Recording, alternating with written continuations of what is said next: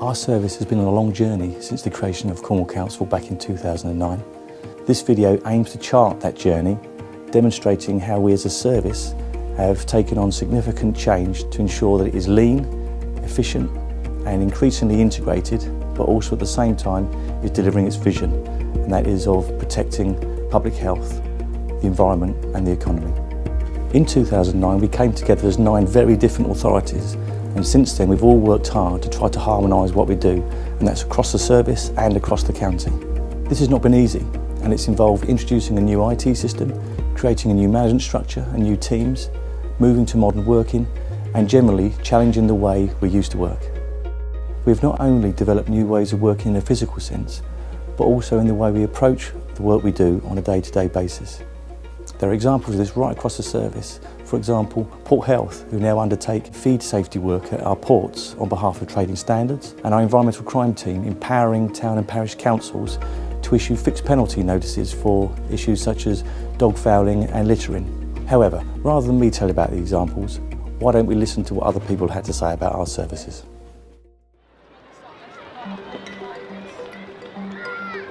Because the council are supporting this work, we've been empowered to issue the dog control order notices. They're an £80 on-the-spot fixed penalty notice with a 14-day option of £50. Most members of the public, when you inform them of this problem, are more than willing to put their dogs on leads and pick up their mess. We see our role as education rather than confrontation.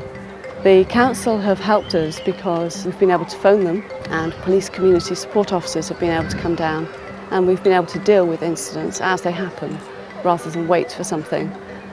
It's been very good to have someone on the end of the phone. I think the interesting thing is, in the past many organisations have seen property as a straitjacket, something that confines their business and their aspirations in the future. What public health and protection have been able to do is transform the way they think about space. They now see it really as an asset, a tool that they can use. So just like people and just like technology, it's become something that actually helps them deliver their aspirations and their values. So rather than thinking about work as the place people go, they now see it, work is what people do. The hard work that everybody within the service has put in since 2009 has enabled us to embrace necessary changes and actually deliver our service vision. The recent modern working changes have directly resulted in some joint team investigations into unlicensed taxis and illegal slaughtering of animals that have entered the food chain. Both of these examples occurred simply because people talked across the office.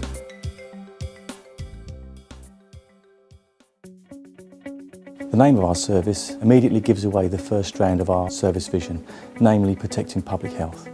Every member of our service delivers this on a day-to-day basis, whether that's ordering equipment, keeping our database up to date, undertaking a food hygiene inspection, or even ensuring that those with no known family receive a funeral.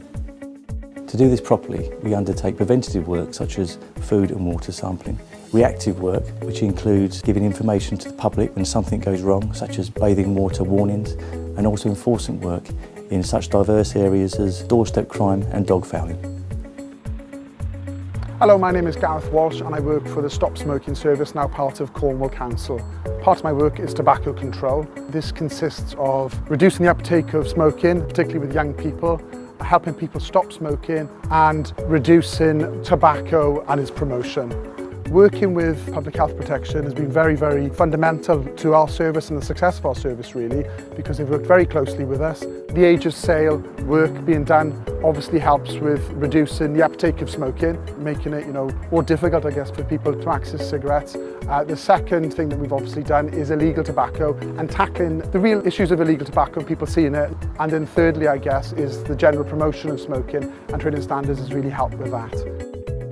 Hello, my name is Maria and I'm the cook at Tigger's 2-Day Nursery. We're currently working with Cornwall Council and we recently achieved our level 5 in the Nippers nutrition programme. We found that the benefits of the Nippers Nutrition Programme are immense, really. We've found that the children are now getting the right amount of vitamins, minerals, the portion sizes, so they're not sluggish in the afternoon, but their behaviour is calmed down immensely because the additives aren't there, the amount of sugar that they're intaking is not there. So our ultimate aim is to continue with the programme and work with Cornwall Council to ensure that the children carry on to grow healthy and strong and enjoy the Tiggers experience. My name's Chris Massey. I'm Technical Director here at Trewithen Dairy. Supported by grant funding, the business is currently investing approaching £12 million in the development of the factory operation. Trewithen Dairy and Cornwall Council work very closely together. We're very grateful for the support from the environmental health team in the commissioning and approval of this equipment. This relationship that we've built up has enabled us to be confident that the products we send out are safe to go out into the community for people to consume, and that we're actually meeting the legislation both with regard to the product itself and what we're trying to do in the dairy as we expand. We're given advice on legislation, food safety, quality management issues, labelling. We're very grateful for this support, which has been clear and efficient.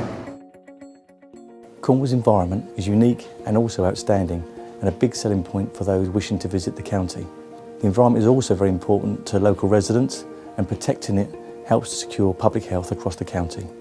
Our service has provided solutions to local issues that have also been used nationally. For example, noise from wind turbines, and with our partners providing real-time information on bathing water quality following pollution incidents, and this has also received national acclaim. My name's Jolyon Sharp. I work for Cornwall Council in the Environment section, and I'm responsible for the management of the council's beaches in Cornwall.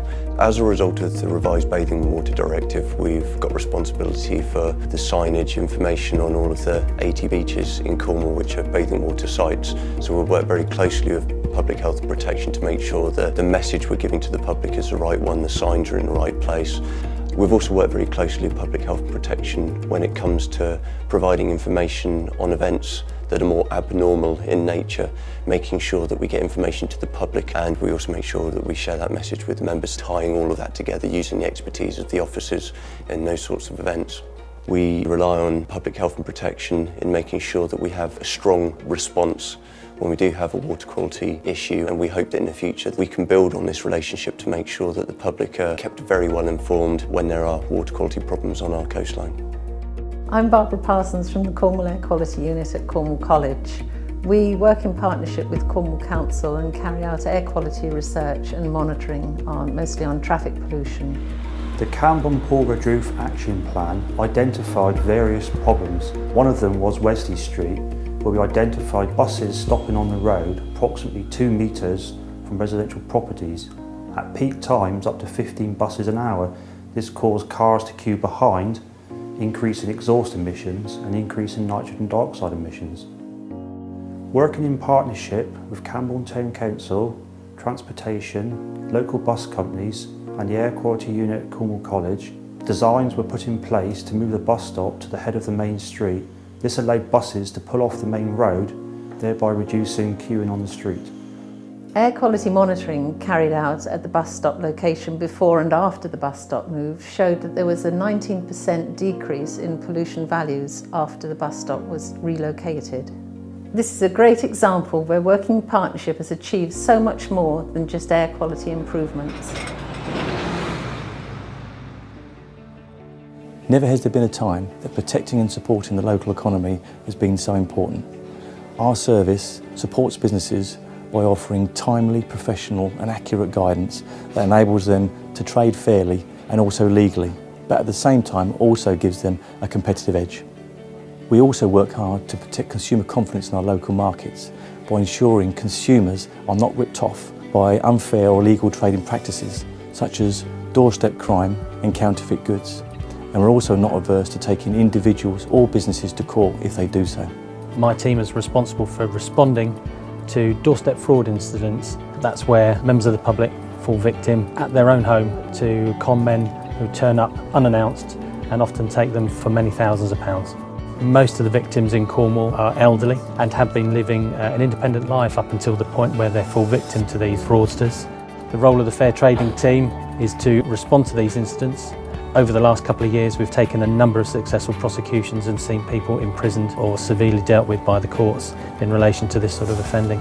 My name's Mike, and with my wife Suzanne we run Cornwall Soapbox. We started business in 2005, literally out of the utility room at home where we started producing our products. We felt it was important that we were accredited to the Made in Cornwall scheme run by Cornwall Trading Standards, and Carl Tanner from Cornwall Trading Standards came to see us to make sure that we met the criteria of the scheme. Fortunately we did, and in order to make sure that we were able to legally sell the products, we've used Carl and his team to provide us with guidance on labels. Trading Standards have helped us all the way along, giving us an opportunity to exhibit at the Made in Cornwall events, but use this as a way to promote and market our products going forward. At Rodders, we're particularly proud of our relationship with our local EHO over the years, especially on our food safety matters, and we're particularly proud of the fact that they've chosen us to demonstrate best practice for their training purposes. Where we found the environmental health office particularly helpful is with their export sales in generating the necessary certification for each country. As you can imagine, when you're shipping cream to Hong Kong and Japan, last minute changes can occur, and they've always been very obliging and helpful in helping us meet our customer needs. Hi, I'm Carrie Rousey. I'm the Assistant Catering Manager for Tulisic Garden here with the National Trust. We work in partnership with Cornwall Council, sitting on the Chefs Working Group as a business partner. This allows us to give a business perspective into a business award. Our association with chefs has allowed us to supply our guests with healthier options in their diets. The National Trust and we here feel very strongly about that and are really proud to be doing our part. My name's Nick Hemming. I'm the Catering Development Manager here at St Austell Brewery in St Austell. We have a primary authority relationship with Cornwall Council, and the benefits that we receive from that is first-class catering expertise on a one-to-one with advice on our food safety management systems and the general food safety within our retail estate. One of the projects that we're currently working on with the council is earned recognition. I believe we'll be one of the first businesses in the UK to enter earned recognition, showing a great partnership with the council and with St Austell Brewery.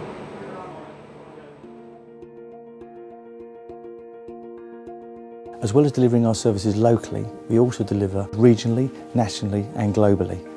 We're an important cog in international food exports, as well as actively contributing to national issues such as zoo licensing, animal health, protected food names and park homes. Swearcots works as a partnership to ensure consistency across the region in terms of our consumer and business advice. We're a collaborative working group of 15 trading standards departments from Cornwall all the way up to Gloucester. One of the benefits we can offer as a regional coordination body is to apply for grants and funding on behalf of the region. Quite often it would be quite difficult as a local authority in their own right to actually get these grants, but by going in as a region and actually offering this for rollout across the whole of the region, we are in a much stronger position in terms of actually getting these grants coming in. Cornwall Council is one example of that. For primary production inspections, Julie Benson is providing that lead and is pulling together that particular work stream within that project. Hi, I'm David Robertson here at Port Health in Falmouth, which is part of Public Health and Protection Service. At Port Health, applying international health regulations, it's our job to make sure that all merchant vessels and cruise ships are disease-free, clean, safe, and that the crew are living in healthy conditions. For the ship's operators, these checks are necessary to enable them to travel freely around the world. For that reason, we make sure that we are available constantly, 24/7, 365 days a year. Most ships come to us, but on occasions, we have to go to see them. For us, this involves frequent visits to Spain, Scotland, and on occasions South Africa and Mauritius. This can be at very short notice, but it's essential for the protection of public health and for the economic survival of the businesses involved. I've been working with Port Health for the last 20 years, and since Gary joined the Port Health, we've been doing a lot of work abroad, in different parts of Spain, Scotland, South Africa. They normally come every time we call them, and while we're there, they always try to find solutions when we got any problems. They normally arrange and check that the vessel, the factory ships, keep in very good ship shape condition, checking the vessel and all the freezing facilities and sanitation on board and crew. The reason to do it on a yearly basis is because they need to give the approval, otherwise they won't be able to sell their frozen products into the market. So for them is to keep this approval is paramount really.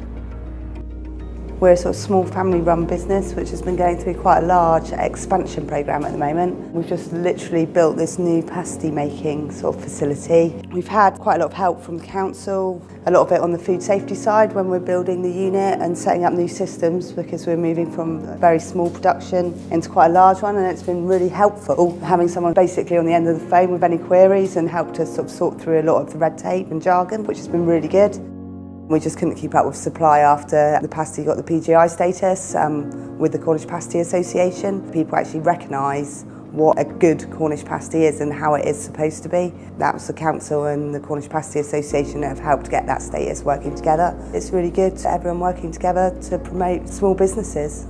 I think it's clear to see that by going through some of the difficult changes that we now have a very lean, efficient and solid platform from which to continue to deliver some excellent work, but also to take on the challenges that the future may hold.